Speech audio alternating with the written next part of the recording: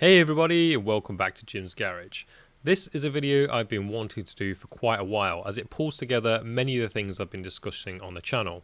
That's right, we're going to be building our own private cloud. Now, what you can see on the screen might not be that exciting, but what it is an SMB share hosted on TrueNAS using Netbird in another location.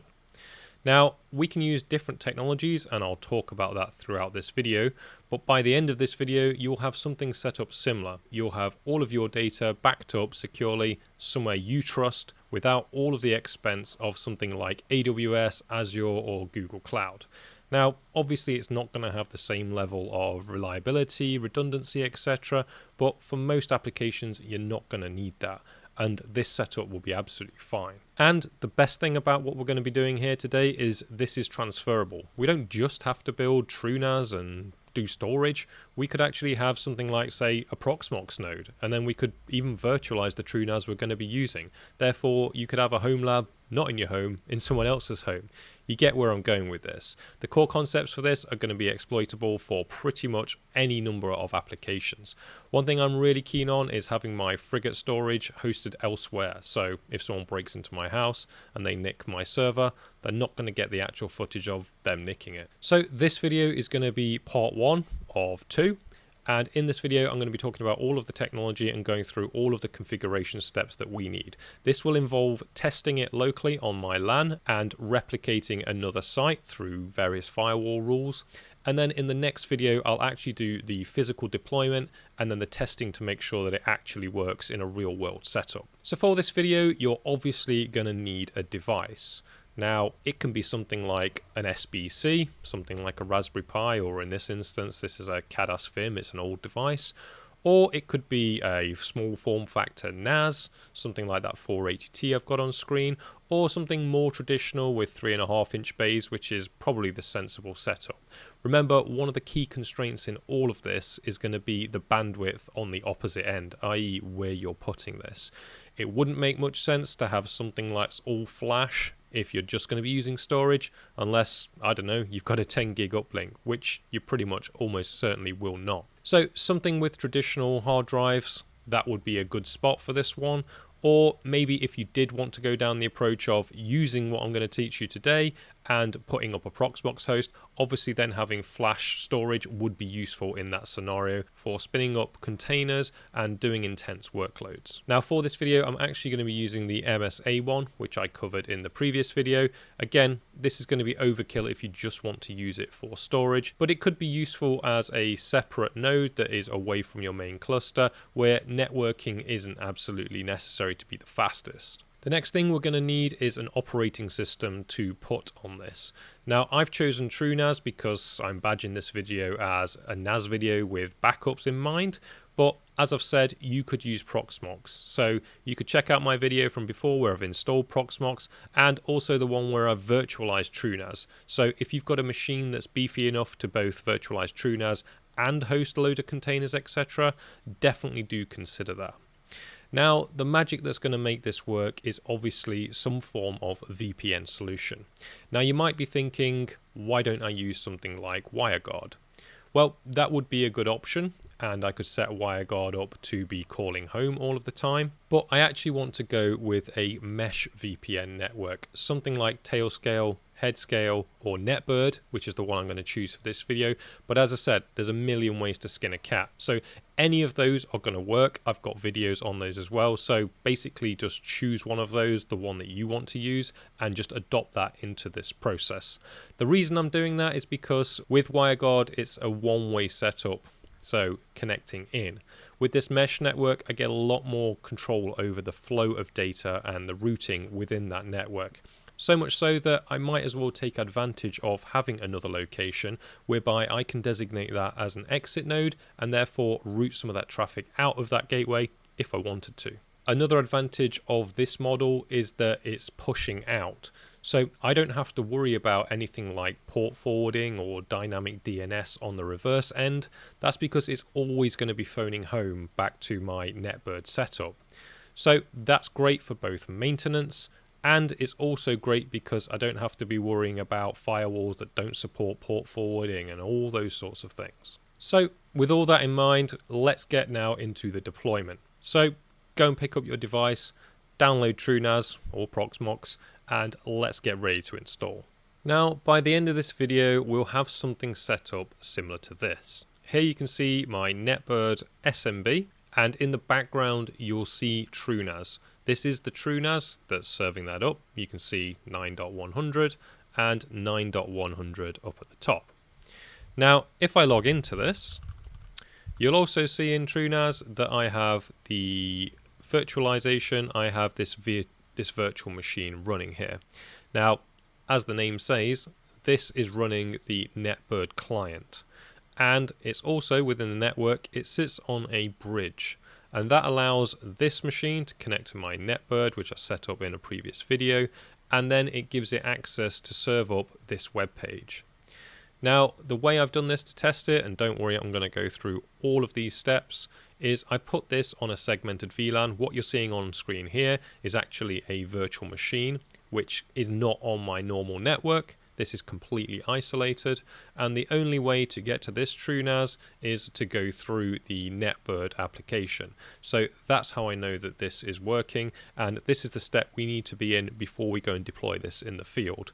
The worst case would be putting something out, thinking and praying it's going to work, and then ultimately not. So I've done my best here to try and replicate what it's going to be like for the internet, and we'll also need to do a port forward at the end just to make sure this works. Anyway, let's try and get this replicated. So with a fresh installation of TrueNAS Scale, you can see a video that I've done in the past on how to install this, but we're now ready to begin the configuration. Now I'm going with Scale just because I happen to prefer it, plus it's more expandable, but you can use Core as well if you wanted to. Now, one thing to note on here is you can actually go onto the apps here, and you can actually click check available apps. And if you go down to the bottom, you will find that there is a Tailscale client for this. Now, you can obviously go and install that if you want, and that will be a much simpler process to get this client up and running. But I wanted to use Netbird, but equally to tell you that this is here if you want. And actually, Tom Lawrence has done a really good video on installing this, so go and check out his video if you want to use Tailscale. I might do that in the future if you want me to. I will probably still use Headscale, but obviously it uses the Tailscale client. Anyway, the first thing that we need to do to get this up and running is actually to go to the Network tab. Now, the reason we need to go to the Network tab is because we need to create a bridge for a virtual machine.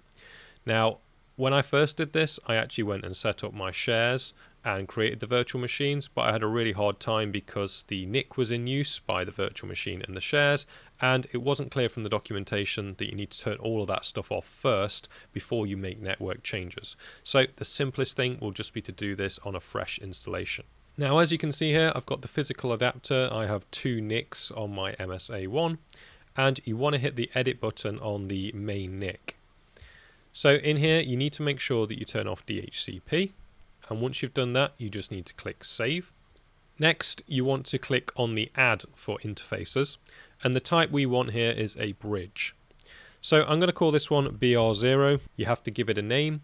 And the description for this, I'll just call it Netbird. Or you could call it virtual machines because you could use multiple virtual machines on the same bridge. And this is basically how Proxmox comes defaultly installed. You'll see virtual machine bridge 0 VMBR0 as the default NIC when you install Proxmox. That's basically what we're emulating here. Now, we're not going to put DHCP on here. We're going to select the bridge members, and then you can map this basically to a physical NIC. So here I've got EMP30 enabled. This one isn't enabled because there's nothing plugged into it. So I'm going to select this one here. And before we're done, we actually need to go down to the aliases. Now in the background, you could see that I'm actually on 9.100 here. So that is what the DHCP picked up for this MAC address. So I'm just going to replicate that in here. So I'm going to put 192.168.9.100, and it's going to be in a /24 network, so anything with 9 dot. Obviously, you can choose whatever subnet range you want to use in the future. Now, do bear in mind that we don't want to have too many network conflicts on our broader mesh, especially when we're doing exit nodes. So you wouldn't want to have a VLAN 9 in my case, or a 9 dot on your local network, and a 9 dot on the machine that you're going to be connecting to. So that other location, you want to have it in a different subnet, otherwise you're going to get into some routing problems. So now that that's done, we can hit save. And the great thing is what you can do here is you can actually test the changes. So I'm going to confirm that and I'm going to test the changes. Now that went through straight away. If it doesn't look like that or it takes longer than that, you've probably done something wrong or something is out of order, so go and check that. Otherwise, it will try and log you out, try and log you in, it will fail and it will go back. Now, don't make the mistake that I did here. Make sure you hit the save changes. Save. So now those are saved and locked in, and we have our bridge. Awesome. Now that we've got the bridge in place, that means that the virtual machine we're going to create can actually connect to this host. And that's how we're going to be using this, remember. We're going to be having a virtual machine running Netbird client. We are going to be connecting from where I am here. This virtual machine is going to be off at my mother-in-law's house. And then we want it to be able to access this TrueNAS instance, which is also on that same physical machine. That's why we need the bridge. So we're going to head to virtualization, and then we're going to add a virtual machine. Now, mine's going to be Linux. I'm a noob. I always use Ubuntu. So I'm going to call this one Netbird. System clock local, UEFI's fine. Start on boot, absolutely, because we want this to come up every time it boots, even if there's things like a power cut example. And we're going to give it a password. I'm going to call this one Netbird for security reasons. And then we need to come up with some CPUs. Now, I don't have a value for you here. Whatever you want to do, whatever it is that you're trying to do. So I'm going to give it 4 cores and I'll give it 8 threads. This will be overkill just for hosting Netbird, but I want it to go as quickly as possible. And I want CPU mode, I want the host pass through so that it gets all the benefits of the host's CPU, which is really important for hardware offloading in cryptography, i.e. WireGuard. So the memory size, I'm just going to give this one 4 gigabytes. And I'm going to move on to the next section. Disks, everything there looks fine. The location for this will just be the default dataset. So you'll obviously have to go to datasets over here when you first install TrueNAS and make sure that you've set up a pool and a share to go and save this to. I've done that in a previous video if you want to go and have a look at that. So 20 gigs should be more than enough for this. And I'm going to hit next. Then we want the adapter type. I'm going to use a virtual router for that. I'm going to use a virtual NIC for this one. And I'm going to attach it to the BR0, that bridge that we just created. Then I'm going to click next. And then we need to do some installation media. So you won't have any installation media on here. So you want to upload a new image file.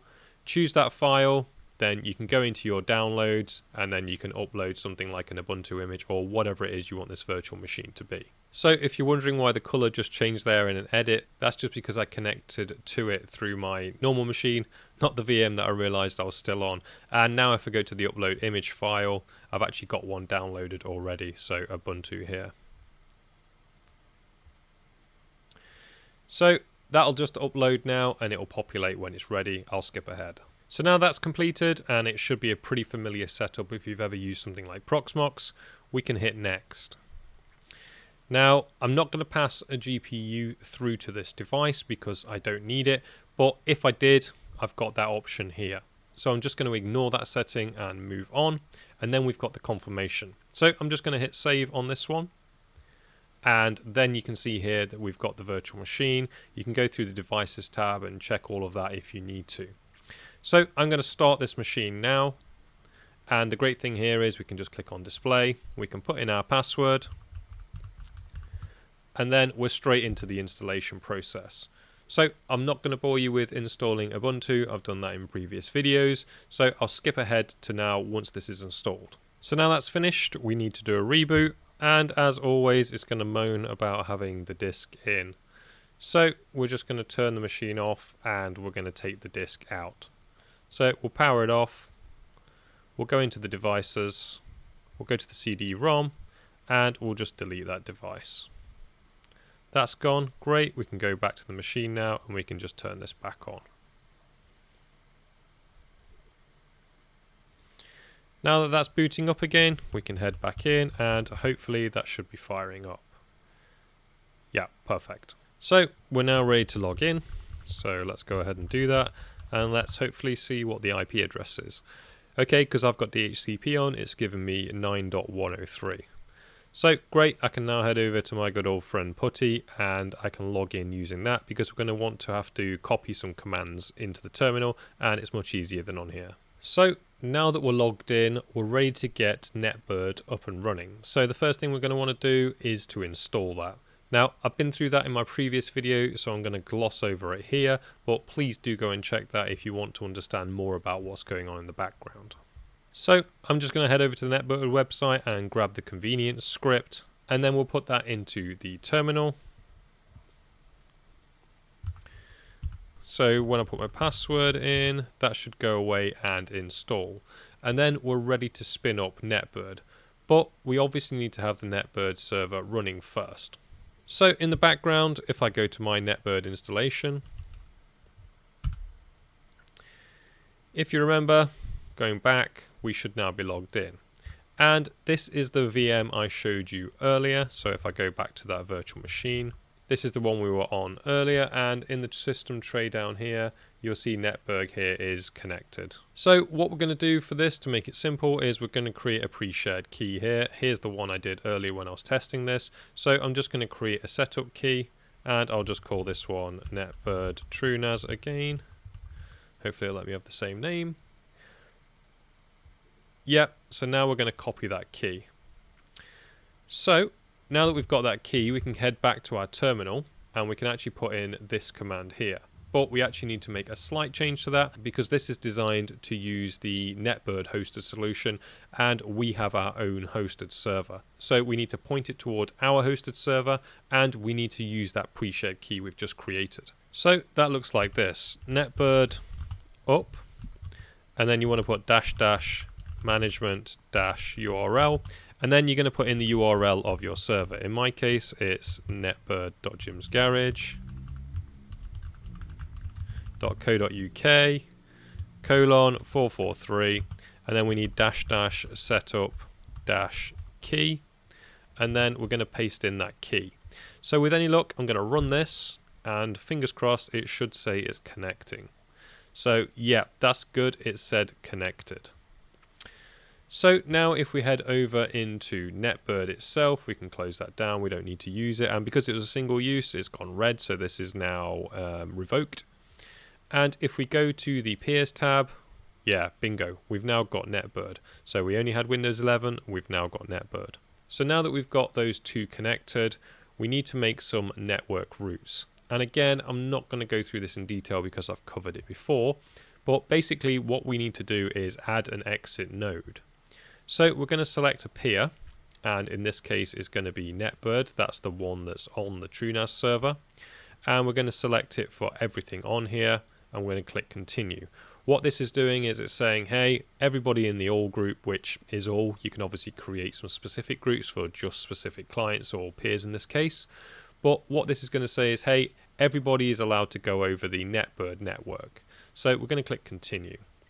Now you can give this a name. I'm just going to call it the Netbird TrueNAS exit node, just so I know which one it is. And I'm then going to click continue, and yeah, that's fine. We're going to enable that route. So now what we should be able to do is if we go back to our virtual machine, let's just test everything's working. Go down to this system tray, click on the icon, and then click network routes. Sorry, it's a bit small. But you can see here now we've got the Netbird TrueNAS exit node, and that's enabled. So what this is actually doing is on this virtual machine, it is actually now routing all the traffic through this Netbird host.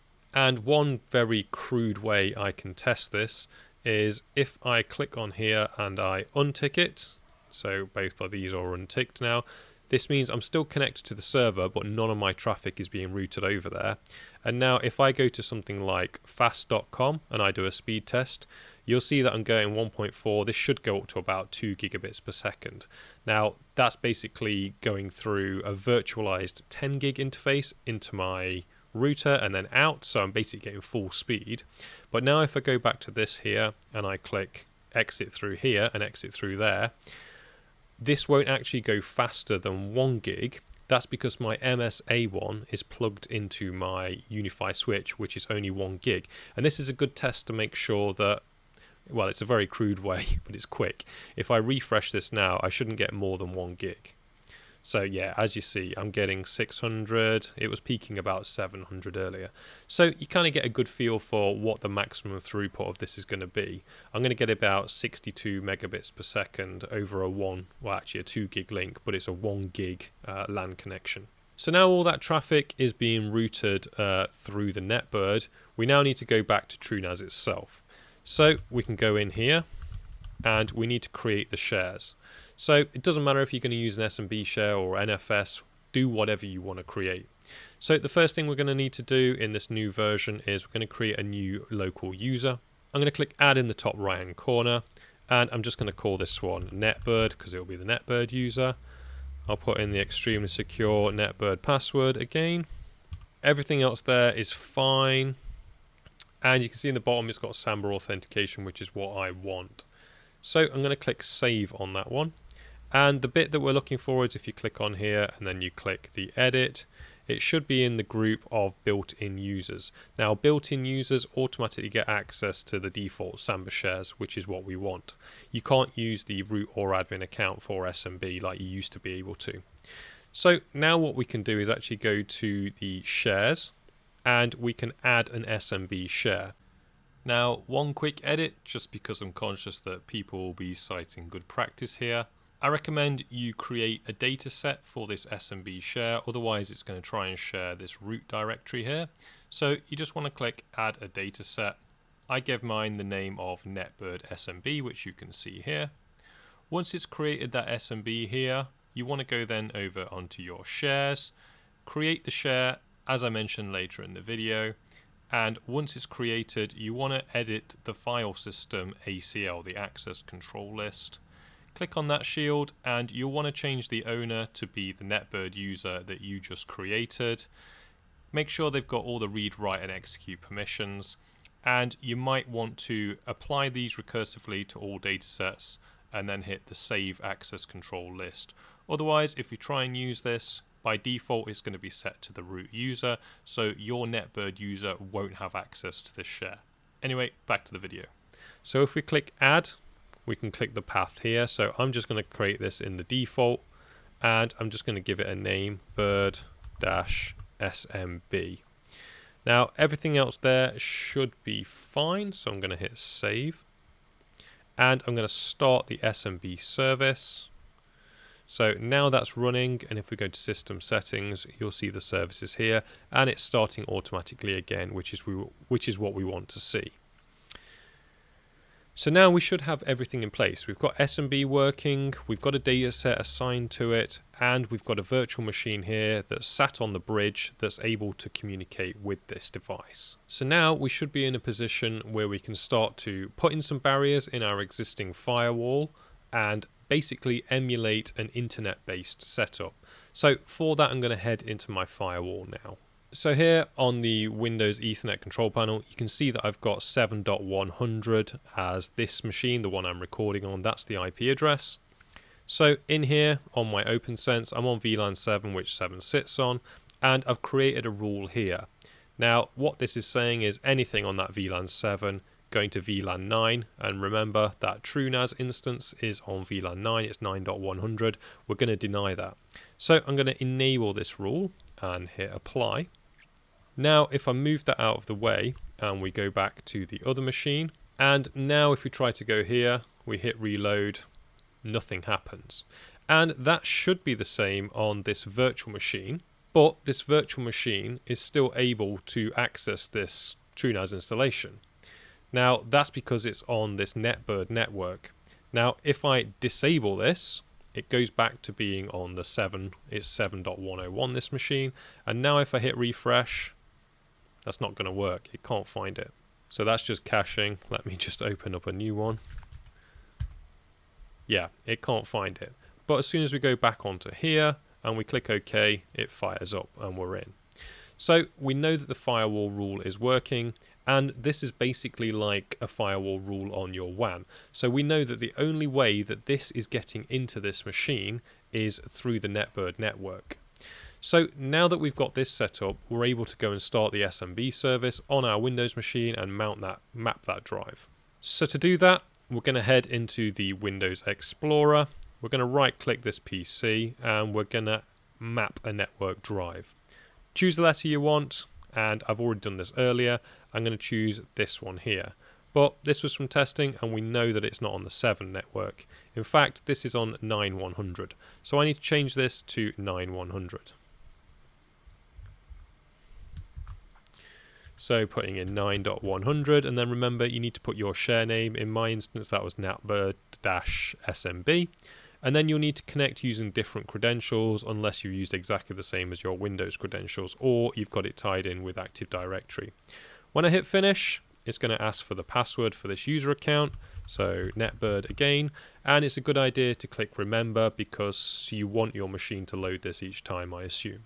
So clicking OK, boom, there we go. We've now got Netbird SMB on 9100, which is working over that Netbird mesh network. If I go back to Netbird now and I untick that, click on C, and then if we click on this, yeah, it's just going to time out. It's not connected. So putting that back on, and Windows can take a few minutes just to, oh, it's actually pretty quick this time. We're right back where we started. So excellent. We can now take a bit of a breather. We've proved that the setup works. We've got access to our SMB share, and we've still got access to this TrueNAS host where if we wanted to, we could spin up some more virtual machines and put them on here. We could spin up more apps through Kubernetes on here, etc. Or if you've got Proxmox installed, something like that, you could obviously then have a much more fully fledged hypervisor setup. Now, the last thing we're going to have to do is, before we put this out in the field, is to make sure our port forwarding rule works. So back on your firewall, and I don't know what you're using, but you're basically going to need to create a firewall rule that forwards the port for Netbird. So for example, we'd go onto the firewall, we'd go onto NAT, and we'd do a port forward. Now the official instructions require you to add 80, 443, 33,073 and 10,000 and these UDP ports here. So thanks for sticking with me on that one. I know there was quite a lot to get through, but I think this is really awesome. And especially if you've got somewhere you trust with decent internet connection, it's a really quick and efficient way of being able to maximize your backup and redundancy. The benefit as well is you could also have people locally where you're setting that up. You could give them Netbird access into your machine, etc. You could share media or whatever it is you're doing, game hosting or whatever. So in the next video, I'm going to have all of this set up and I'm going to be deploying this out in the field, and with any luck, it will allow us to remote into that machine and then use it as though it was local on our network. This will be great because whilst I do have a Google Drive set up, it'd always be nice to have another backup just in case. As always, if you've liked this video, give it a thumbs up, hit that subscribe. Let me know in the comments if you're going to be doing this or whether you'd like to see me do another setup. Maybe we do this with Proxmox, maybe give you a bit more flexibility. Anyway, take care everybody.